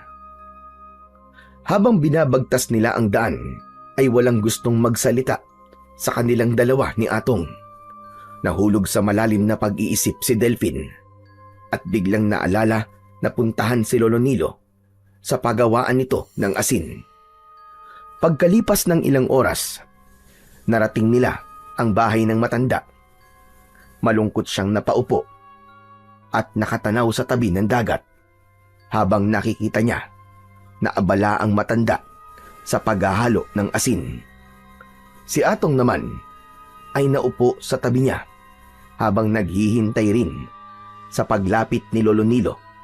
Hindi nga nagtagal ay napansin sila ng matanda at agad itong lumapit sa kanila.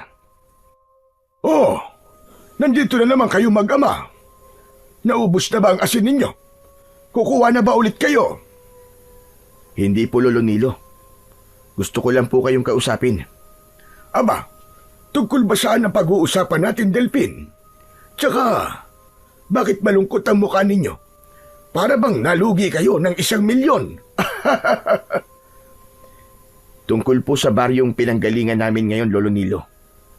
Ang baryo ng mga aswang na bawal ang asin. Natigilan si Lolo Nilo at bigla rin sumeryoso ang muka. Nag-aalalang napatingin ito sa muka ng mag-ama. Kung ganun, narating niyo na pala ang baryo ng Anapuri. Naku, malayo na yun ha. Paano kayong nakarating doon? Yung tanong ko po muna ang sagutin niyo, Lolo Nilo. Totoo po ba na mabubuti silang aswang at anak niyo po ang kapitan doon? Oo, Delphin. Totoo yun. Ay nako, pambihira. Nakausap niyo na pala ang anak ko. Bueno, tutali alam na ninyo ang tungkol sa baryong yun. Isa lang ang masasabi ko. Hindi lahat ng mga aswang ay masama. Isa silang pangkat ng mga asbo na may mabubuting kalooban. Dahil sa pagiging busilak ng kanilang puso, binantayan sila ng anak ko para protektahan. Hindi ko akalain na makakarating kayo sa lugar na yon. Dahil sa narinig ay hindi maiwasan ng batang si Atong na tanungin ang matanda tungkol sa kanyang ina.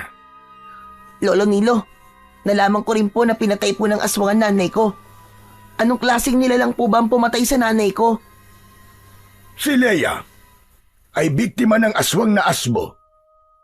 Hindi ko alam na pati pala yan Alam mo na rin, Atong. Pasensya na kayo. Hindi ko magawang ipagtapat sa inyo na alam ko na ang tungkol sa nangyari kay Leia. Dahil nag-aalala ko sa anak ko.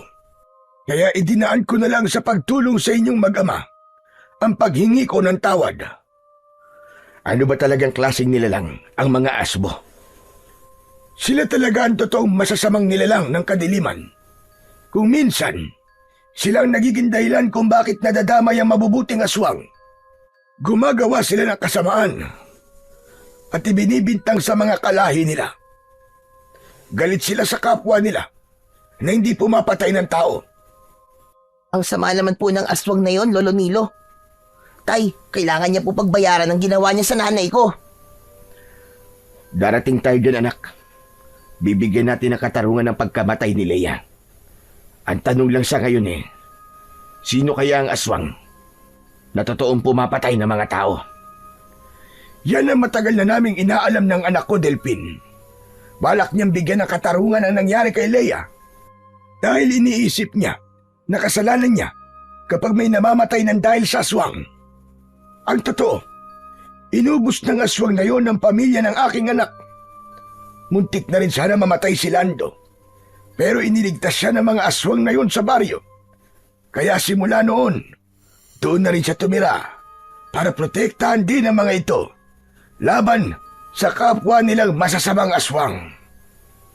Kaya pala ganun na lamang ang pagbabantay ni Kapitan Lando sa lugar na yon. Lolo Nilo, naalala ko pala. Kagabi lang ay nakasagupa ako ng isang nilalang na naglalaho sa dilim. Nagiging kulay itim na usok siya at malakas ang kapangyarihan. Para tapatan ang suot kong agimat. Kung ganun, hindi nga ako nagkamali ng nararamdaman sa iyo noon pa. Taglay mo ang agimat mula sa sinaunang antigero.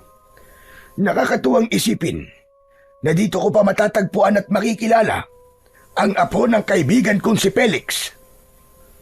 Nanlaki ang mga mata ni Delphine nang mabanggit ni Lolo Nilo ang pangalan ni Lolo Felix na kanyang lolo. Kung ganun po, kayo po ang kaibigan ni Lolo Felix na matagal niya nang ikinikwento sa akin. Sadya pala talaga mapagbiro ang tadhana. Ngayon, ay hindi na po ako mangangamba. Totoo po pala talaga ang sinasabi ni Kapitan Lando. Katulad ng sinabi ko sa iyo, Delphin, hindi basta-bastang uri ang mga aswang. Mapanganib sila, ngunit meron pa rin naman nakabutihan sa kanilang puso. At tungkol naman sa nilalang na nakasagupa mo kagabi, kung pagbabatayan ko ang napansin mong kilos niya, malamang na siya nga ang aswang na matagal ko nang hinahanap. Siya ang nilalang na itinakwil ng kanyang kalay dahil sa pagpatay sa kapwa niya aswang. Wala siyang patawad kahit kapwa niya aswang. Nilalantakan niya at pinapatay. Sino siya, Lolo Nilo? Bakit niya po yung ginagawa sa mga kalahi niya? Dahil gusto niya na mapunta sa kanya ang baryong binabantayan ng aking anak. Ang gusto niya, siya lang ang maghari sa kanilang mga kalahi. At kung ang galaw ng katawan niya ay napansin mong may usok na naiiwan, ang ibig sabihin nun, alagad na siya ng hari ng kadiliman. Nagbibilang siya ng mga tao na papatayin, kabilang ang aswang at antingero, na magbibigay sa kanya ng karagdagan lakas ng kapangyarihan. Saglit na napaisip si Mang Delphine dahil sa sinabing yun ni Lolo Nilo. Si Atong naman ang nakisali sa usapan ng dalawa. May posibilidad po kaya na siya ang pumatay kay nanay? Oo, Atong. Maaaring siya nga. Karamihan sa mga aswang na nakikipagtulungan sa hari ng dilim ay merong inaalay na kapalit.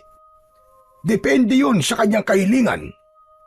Pero kung pagbabatayan ko, ang bilang at uri ng mga tao na napapatay niya, kailangan niyang mag-ipon ng 11 enerhiya para makumpleto ang kanyang misyon. Kung kasama po si nanay sa 7 lalaki na napapatay niya, sa tingin ko po, wala na po silang lahat. Hinala po kasi ni tatay na ang 7 lalaki na natagpuan po sa dagat ay biktima rin po ng mga aswang. Oo, tama ka dyan, Atong. Kung 8 na nga ang bilang ng mga biktima, ang ibig sabihin ng Lolo Nilo, may 3 pang natitira. Hindi, Delphin. 2 antingero na lang ang kulang at pupuno sa kanyang misyon. Dahil si Felix ay isa sa naging biktima ng aswang na yon. Hindi niyo ba alam na kayo ang 2 antingero na tinutukoy ko? Kayo ang pupuno sa bilang na kailangan ng aswang na yon.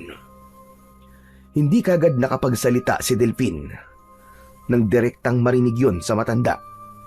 Hindi siya halos makapaniwala na ang mga nangyayari sa kanila ay magkakaugnay. Maya-maya pa ay muling nagsalita si Lolo Nilo. Hindi mo rin siguro alam, Delphin, na ang mga aswang sa baryong napuntahan nyo ay minsan ang ipinagtanggol ng Lolo Felix mo. Ano ho? Ang mga aswang na nakatira sa baryo ng Anapuri ay dating mga aswang na walang tirahan. Nagtatago lamang sila sa kabundukan at nagnanakaw noon ng mga hayop para mabuhay. Hanggang isang araw, iniligtas nila ang Lolo Felix mo. Ginamot at dinala sa ligtas na lugar. Nang mga panahong yon, ay tinutugis ni Felix ang mga aswang. Ngunit hindi naging hadlang yon para ipakita ng mga ito sa iyong lolo na hindi lahat ng mga aswang ay masama. Kaya magmula ng gabing yon, dinala silang lahat ni Felix sa malayo at doon sa dulo ng baryo. Yun na nga ang baryo ng Anapuri. Diyos ko, bigla po akong kinilabutan sa mga narinig ko mula sa inyo, Lolo Nilo. Biruin nyo, muntik na akong magawa ng isang malaking kasalanan nang dahil lang sa sinabi sa akin ni Emily. Ang totoo po, siyang nagsabi sa amin na mayroong baryo pa kaming hindi napupuntahan para paglakuan ng asin. Kaya lang, naligaw kami ni Atong at inisip na kaya bawal ang asin sa baryong napuntahan namin ay dahil aswang ang nakatira. Hay nako, hindi talaga alam ni Emily ang tungkol sa baryo ng Anapuri, Delphin. Hala, sige na, umuwi na muna kayo sa bahay nyo. Mag-iingat kayo dahil natitiyak kong alam na rin ng aswang na yon ang tungkol sa mga agimat nyo. Sige po, aalis na ho kami. Pagkatapos magpaalam, ay itinulak ni Delphin ang kariton. Bumakas ang lungkot sa kanyang muka nang maalala ang nangyari kina Lolo Felix at sa asawa niyang si Leia. Wala siyang kaalam-alam na 2 mahal niya sa buhay ang nawala nang dahil sa aswang na asbo. Pagdating ng mag-ama sa kanilang bahay, ay maaga silang nagpahinga. Dala ng pagod, ay agad siyang nakatulog katabi ang anak niyang si Atong. Nagising si Delphin sa malakas na pagsigaw ni Lolo Nilo sa labas ng kanilang tahanan. Kaya agad siyang bumangon at napansin na madilim na ang paligid ng mga sandaling yon. Delphin, buksan mo ang pinto! Bilisan mo! Delphin! Nagmamadali si Delphin. Nalapitan ang pintuan para pagbuksan ng matanda. Nang mga sandaling yun, ay nagising na rin ang batang si Atong at sumunod sa kanyang ama. Bakit po? Ano po yung Lolo Nilo? Ano po ba nangyayari? Delphin, nagpadala ng sulat sa kalapati si Lando. Ipinapasabi niya sa iyo na kailangan niya raw ng tulong niyong mag-ama dahil nalaman niya na ngayong gabi ay sasalakayin sila ng masasamang aswang na asbo. Balak ng mga ito na patayin ang lahat ng aswang na nakatira sa baryo na yun. Diyos ko, kailangan namin silang iligtas. Pero malayo po ang lugar na yun. 1 oras po naming lalakarin yun bago makarating doon. Baka mahuli na po ang lahat at hindi na namin sila mailigtas. Huwag na kayong mag-alala, Delphin. Ipagagamit ko sa inyo ang kabayo ko. Kaya sige na, umalis na kayo. Alam kong kayo lang ang makakatulong sa mga tao roon.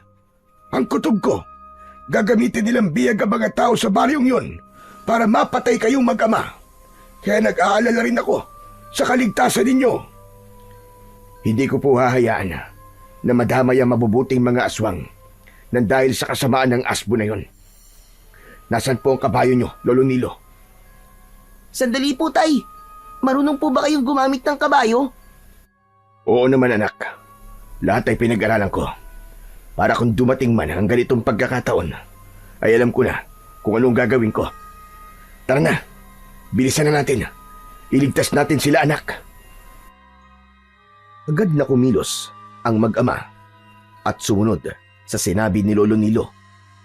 Naghanda si Delphin ng itak at 2 dakot ng asin na nakalagay sa kanyang mga bulsa.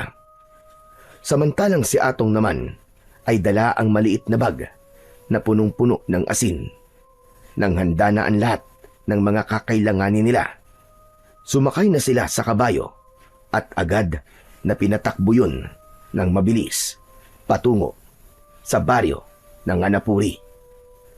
Pagkalipas ng kalahating oras, narating na nila ang baryo at bumungad kagad sa kanila doon ang sigawan ng mga aswang na sinasaktan ng mga asbo. Kitang-kita nila kung paanong inatake ng mga itim na aswang ang mga taong nakatira doon. Uminit kagad ang agimat ni Atong at ni Mang Delphin. Pagbaba nila sa kabayo, ay agad na sumugod si Mang Delphin sa mga itim na aswang. Mga diablong buwan kayo! Kayong lahat! Kami ang kalabanin nyo! Tumabi kay Delphin ang batang si Atong na nakahanda na rin sa pag-atake ng mga aswang. Agad nilang nakilala ang mga kalaban dahil sa taglay na kulay ng masasamang nilalang. Kulay itim ang mga ito habang nakalitaw ang mga pangil sa bibig at nanlilisik ang pulang-pulang mga mata. Mga kasama, huwag tayo matakot! Ito na ang panahon! Lalaban na tayo! Huwag natin hayaan na magtagumpay sila sa kanilang kasamaan! Patayin ang mga itim na asbo! Patayin silang lahat! Isa-isang nagpalit ng anyo ang mga tao sa baryo ng Anapuri. Nakipaglaban ang mga ito sa mga kapwa nila masasamang aswang. Si Atong naman ay kumilos at iniligtas ang mabubuting aswang. Si Kapitan Lando naman ay kasama ang mga tanod nito. Gamit ang kanilang batuta ay nakipaglaban sila sa mga aswang. Samantalang si Mang Delphin ay nabaling ang atensyon sa nilalang na nakatayo sa hulihan ng mga aswang na asbo. Hindi siya maaaring magkamali. Ang aswang na yon ang nakalaban niya sa tapat ng kanilang bahay nang minsan itong sumugod doon. Humigpit ang hawak ni Delphin sa kanyang itak at agad na sumugod papalapit sa kinaroroonan ng pinuno ng mga aswang na asbo. Pero bago pa man lumapat ang talim sa katawan nito, ay bigla na lamang itong naglaho. Anak nang, nawala na naman siya! Nasaan ka? Magpakita ka sa akin! Harapin mo ako! Huwag kang duwag, hayop ka! Magpakita ka! Maglaban tayong dalawa! Pagkatapos niyang sabihin yun, unti-unting lumitaw ang nilalang sa kanyang harapan. 2 dipa lamang ang layo nito sa kanyang kinatatayuan. Lumiwanag din ang buong katawan ni Delphin at inatake kagad ang kalaban.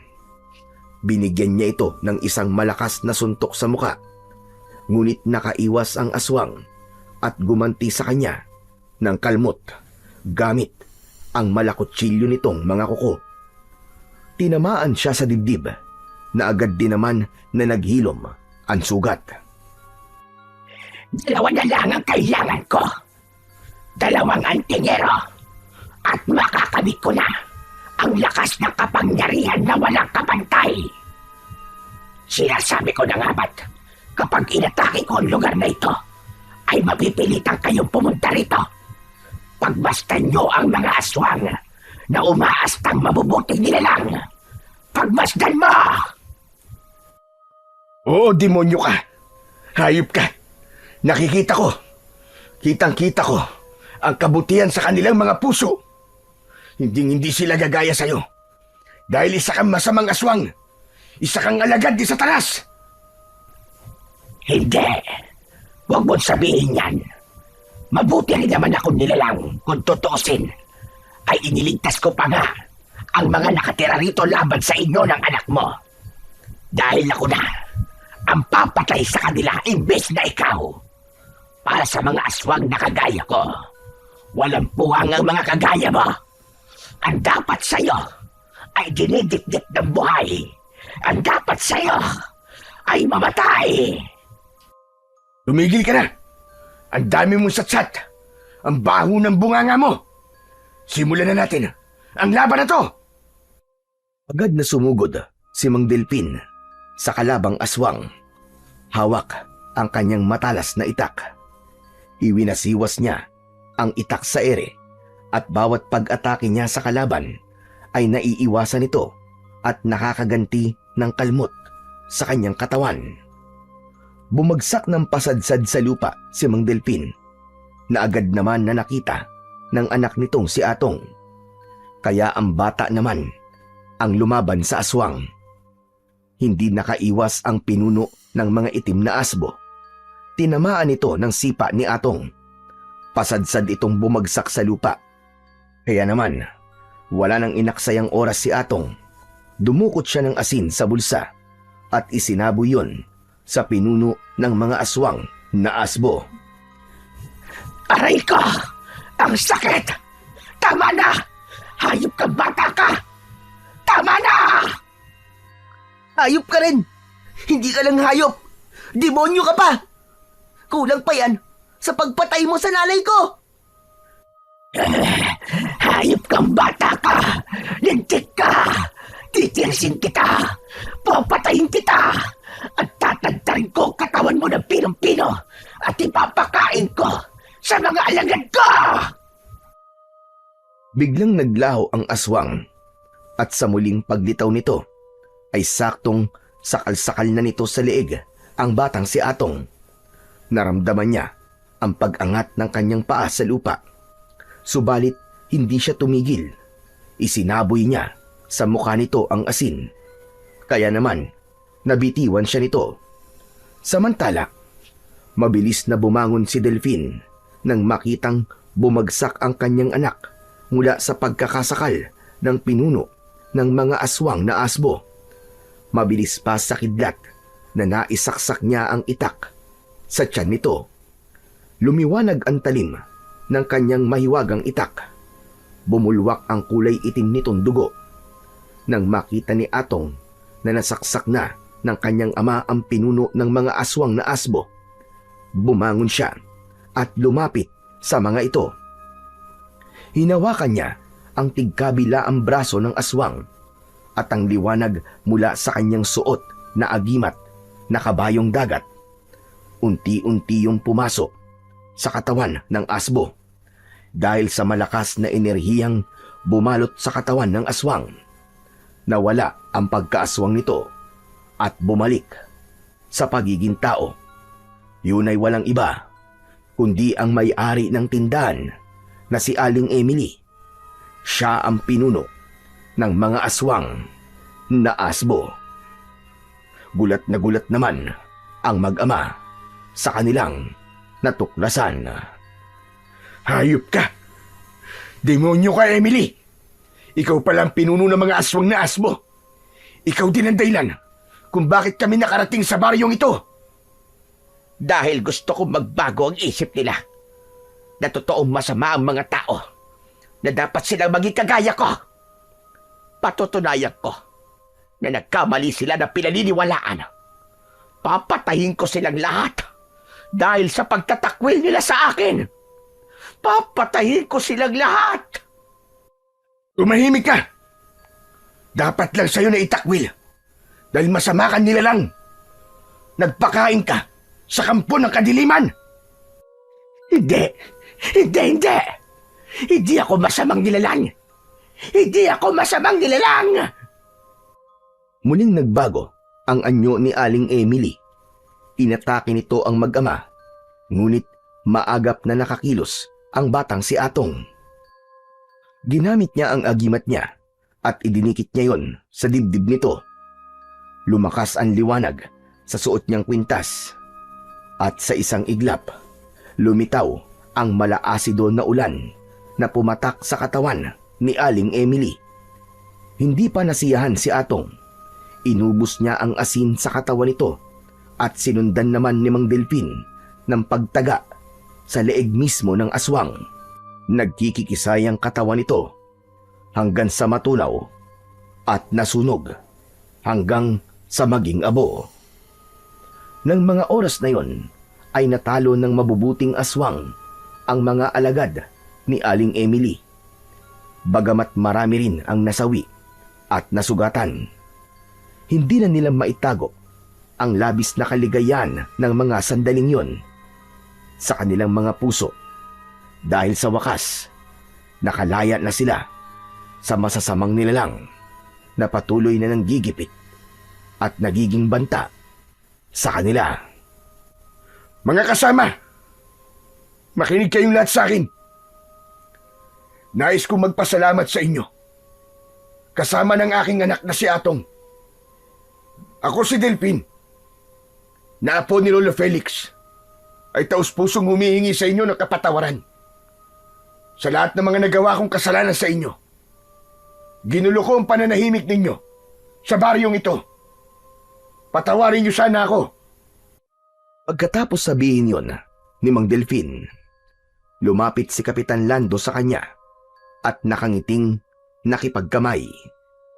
Niyakap naman ito ang batang si Atong. Kalimutan na natin yon, Delphin. Maraming salamat sa iyo, Delphin, at sa iyong anak na si Atong. Iniligtas nyo ang mga nakatira rito mula sa mga masasamang aswang na asbo. Maraming salamat din po, Kapitan. At pasensya na po kung hinusgahan kita kagad. Hindi ko naisip na kaya nyo kami pinagtatabuyan ng aking anak noon ay para iligtas lang din sa mga aswang. Muli po, Kapitan, humihingi ako ng paumanin sa aking kapangasan. Mula sa kanilang kinatatayuan ay bumalik sa dating anyo bilang tao ang mga aswang na nakatira doon.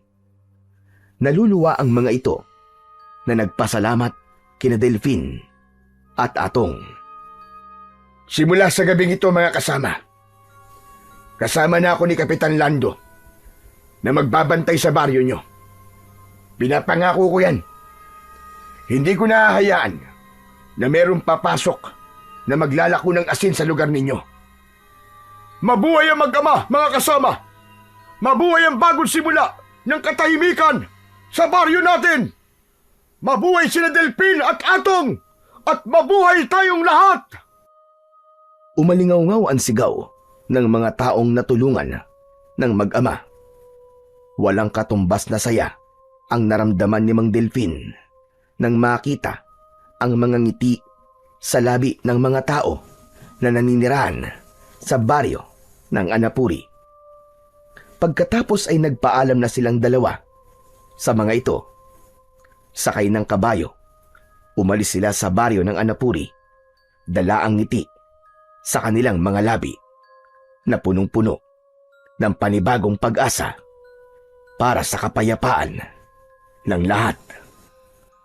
Simula ng gabing yon ay muling bumalik ang katahimikan sa baryo na bawal ang asin.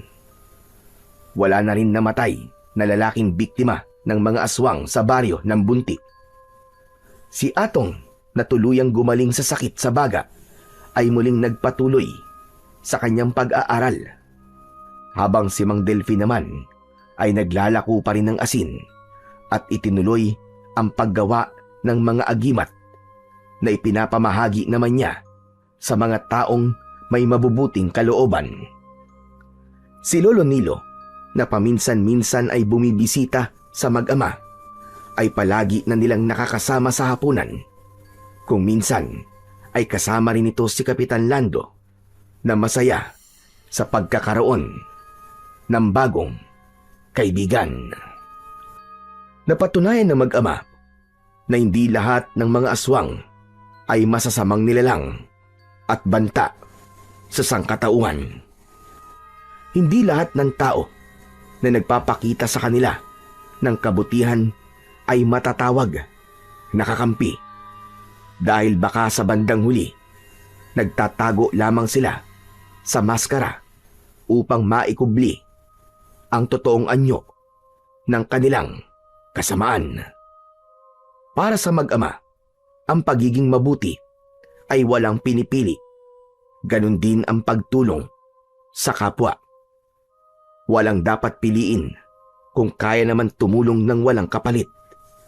Yun ang isa sa mga aral na hinding-hindi makakalimutan ng mag-amang naglalako ng asin sa baryo. At nangako sila sa kanilang sarili na gagamitin nila ang pagiging antingerong maglalako ng asin upang ipagtanggol ang kapayapaan laban sa mga kampon ng kadiliman.